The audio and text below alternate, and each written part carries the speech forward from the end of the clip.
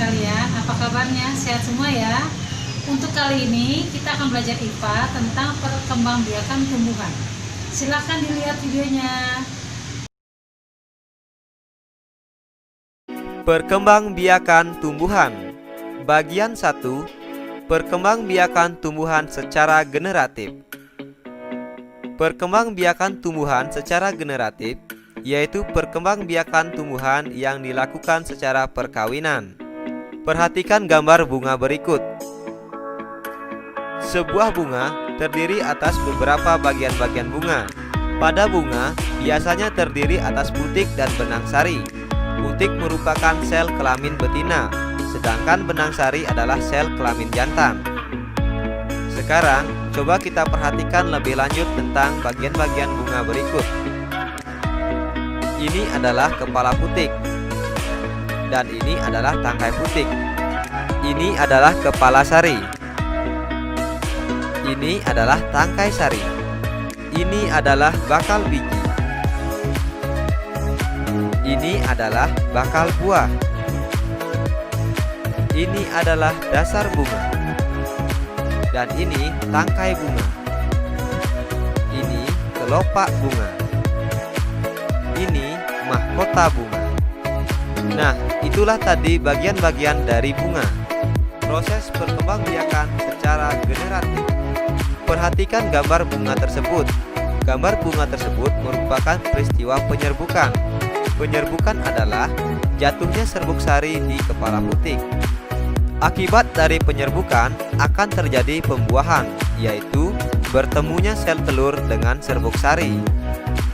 Selanjutnya, biji dan buah akan berkembang. Kemudian, biji tumbuh menjadi kecambah, dan kecambah tumbuh menjadi tumbuhan muda. Tumbuhan muda tumbuh menjadi tumbuhan dewasa. Ini adalah proses perkembangbiakan secara generatif pada tumbuhan yang diawali dari penyerbukan, pembuahan, dan tumbuh menjadi tumbuhan dewasa. Jenis-jenis penyerbukan.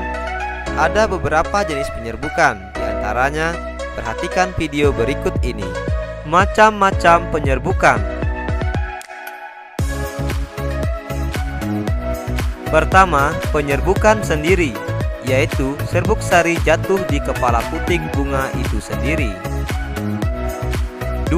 Penyerbukan tetangga, yaitu serbuk sari suatu bunga jatuh di kepala putik bunga yang masih dalam satu tumbuhan.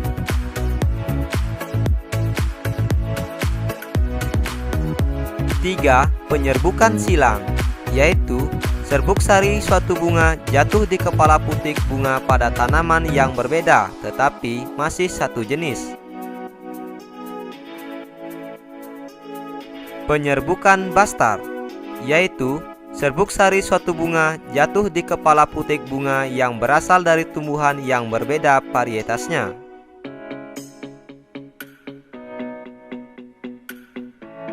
Nah, itulah tadi beberapa jenis-jenis penyerbukan. Sekarang, kita akan mencari tahu tentang perantara penyerbukan. Berikut adalah beberapa perantara penyerbukan. Pertama, penyerbukan dengan bantuan hewan. Kedua, penyerbukan dengan bantuan angin. Ketiga, penyerbukan dengan bantuan air. Dan keempat, penyerbukan dengan bantuan manusia. Perkembangbiakan tumbuhan secara vegetatif atau tanpa perkawinan. Perkembangbiakan vegetatif alami. Pertama, spora. Spora berfungsi untuk memperbanyak tumbuhan. Fungsi spora mirip seperti biji. Tumbuhan yang berkembang biak dengan spora, misalnya paku dan lumut. Selanjutnya, umbi lapis. Umbi lapis adalah tumbuhan muda yang baru tumbuh dari bagian tubuh induk tumbuhan. Contoh dari tumbuhan yang berkembang biak dengan umbi lapis, misalnya bambu, tebu, dan pohon pisang. Akar tinggal. Akar tinggal atau rizoma merupakan batang yang tumbuh menjalar dalam tanah. Beberapa contoh tumbuhan yang berkembang biak dengan akar tinggal, misalnya jahe, kunyit, kencur, dan lain sebagainya. 4. Umbi batang. Umbi batang adalah batang yang menggembung dan tumbuh di dalam tanah. Salah satu tumbuhan yang berkembang biak dengan umbi batang misalnya ubi jalar. 5. Umbi lapis. Umbi lapis sebenarnya merupakan lapisan-lapisan daun yang mengelilingi batang. Contoh tumbuhan yang berkembang biak dengan umbi lapis yaitu bawang. 6. Umbi akar. Umbi akar berasal dari akar yang berfungsi untuk menyimpan cadang makanan. Contoh tumbuhan yang berkembang biak dengan umbi akar misalnya wortel. 7. Tunas adventif. Tunas adventif adalah batang yang menggembung dan tumbuh di dalam tanah. Contoh tumbuhan yang berkembang biak dengan tunas adventif misalnya tanaman cocor bebek. 8. Geragih. Geragih adalah batang yang menjalar di dalam atau di atas permukaan tanah. Contoh tumbuhan yang berkembang biak dengan geragih misalnya stroberi. Perkembangbiakan vegetatif buatan. Perkembangbiakan vegetatif buatan biasanya dilakukan oleh manusia. Contoh perkembangbiakan vegetatif buatan misalnya, pertama, mencangkok. Ada beberapa tahapan di dalam mencangkok. Pertama, dahan dikupas sampai terlihat bagian putihnya. Kedua, dahan yang bersih ditutup dengan tanah humus. Ketiga, dahan dibungkus dengan plastik dan diberi lubang-lubang kecil. Keempat, setelah beberapa hari, akar akan muncul di dahan yang ditutup plastik tersebut. Kelima, dahan dipotong dan dipindahkan ke pot atau di tanah. Mencangkok memiliki beberapa kelebihan. Pertama, berbuah lebih cepat dibandingkan jika ditanam dari biji. Kedua, memiliki sifat yang sama dengan induknya. Akan tetapi, mencangkok juga memiliki beberapa kekurangan. Pertama, akar tanaman kurang kuat. Kedua, umur tanaman lebih pendek. 2. Setek. Syarat utama tumbuhan yang dapat disetek adalah masih memiliki mata tunas dari bagian tumbuhan. Beberapa tahapan dalam setek.